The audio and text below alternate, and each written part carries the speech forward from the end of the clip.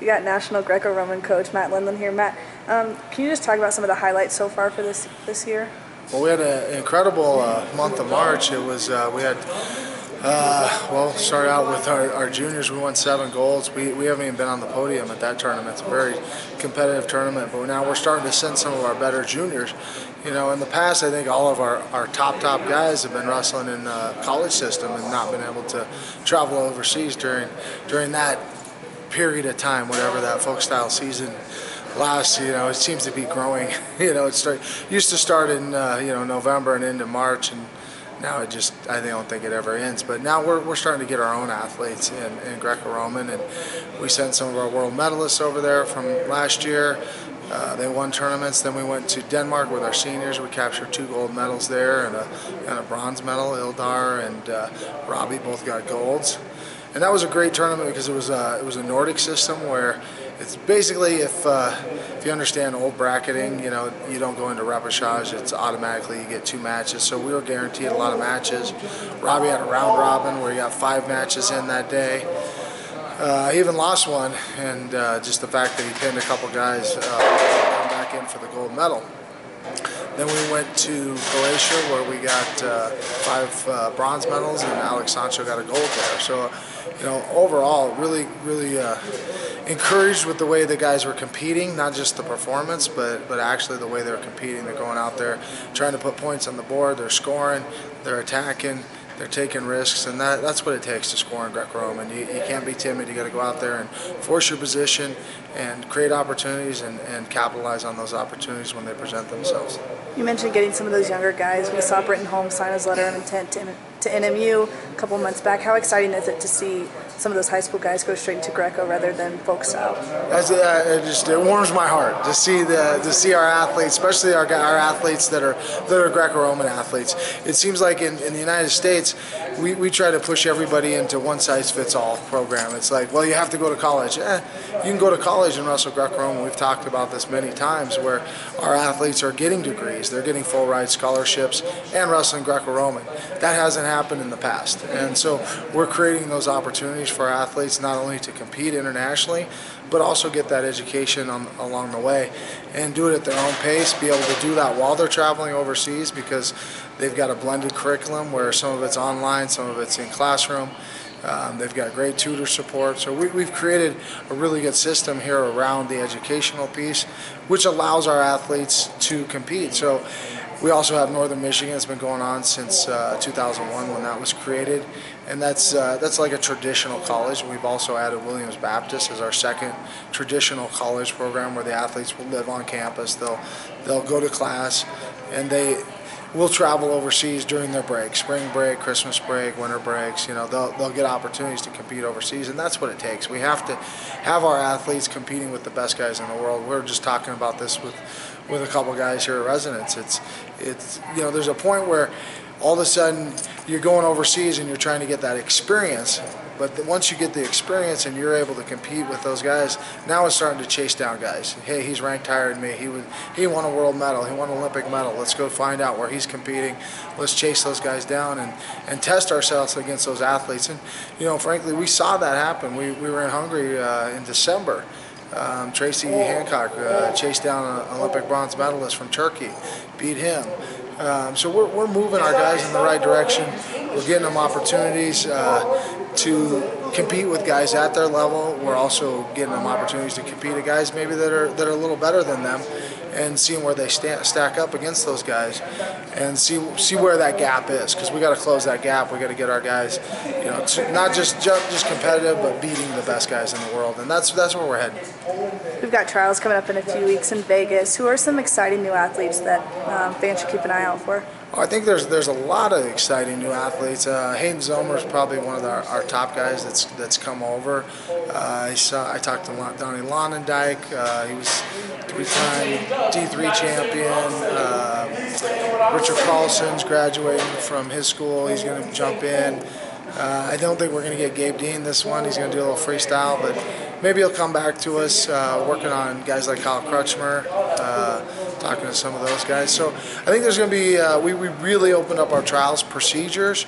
We opened it up to all D2, D3, NAIA, JUCO All-Americans, and NCAA Division I qualifiers.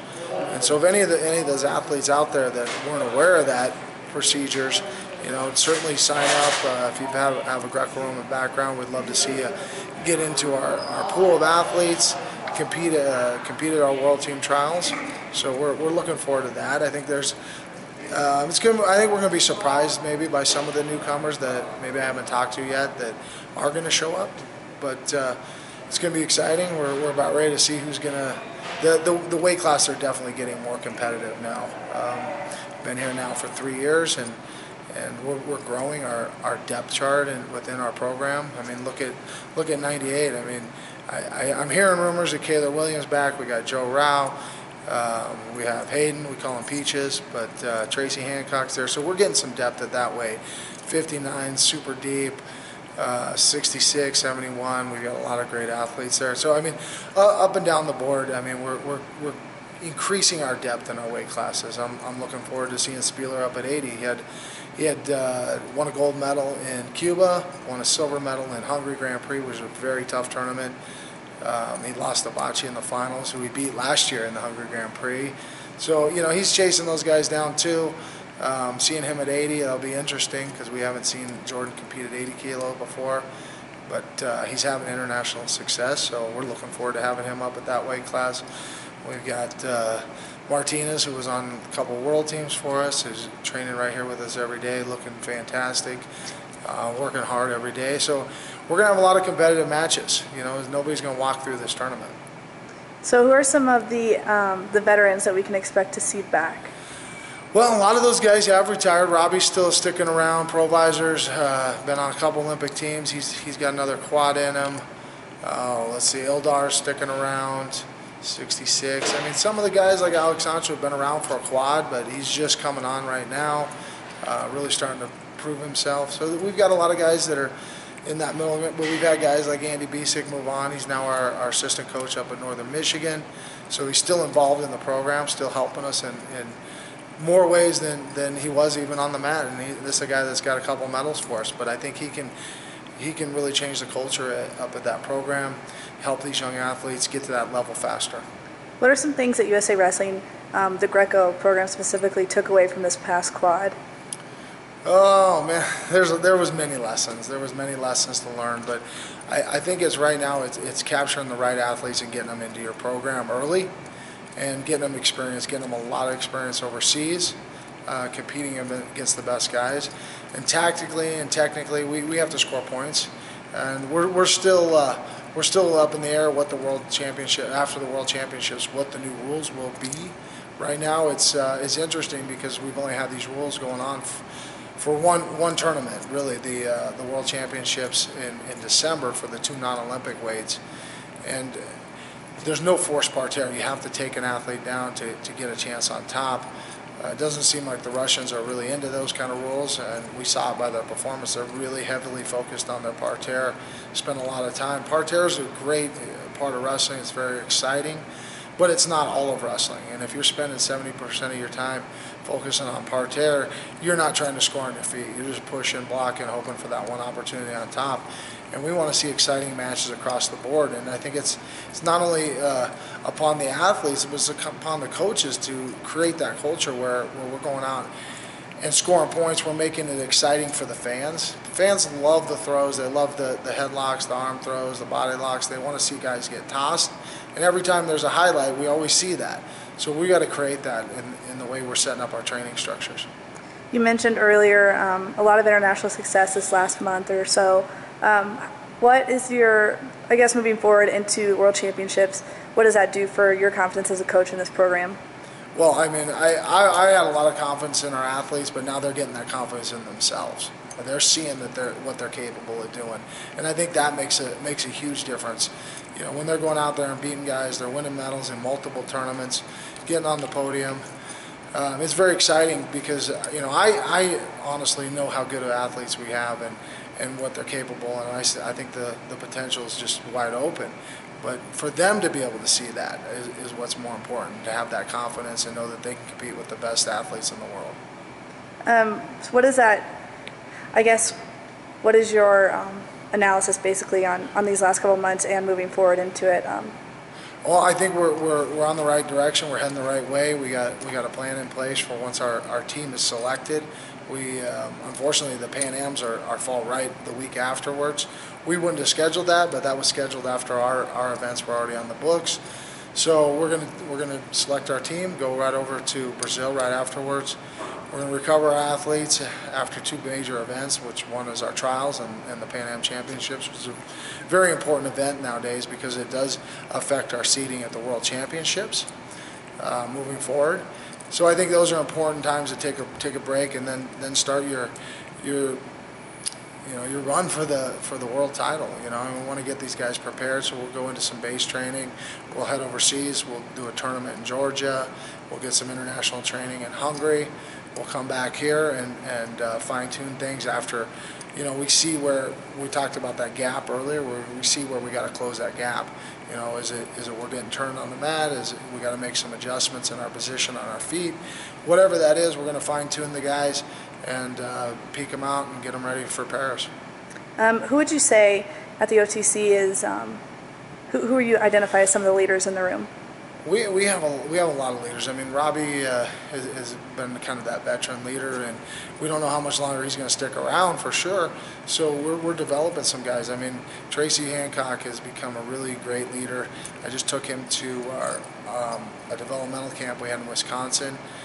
He was commanded a presence on the mat when he taught. The athletes listened. They were really engaged with what he was teaching as well as what I was teaching, but afterwards he was able to have fun and play with the kids and socialize, and they could really relate to guys like that. And I think understanding that, they look at somebody like Tracy and see that listen, he's 19 years old, I'm 16 years old. I could be where he is in a short period of time if this is the path I'm going to stay on.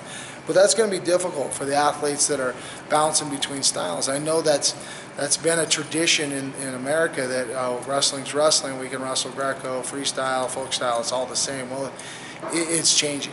In my day, and I was 30 years old when I won my first medal.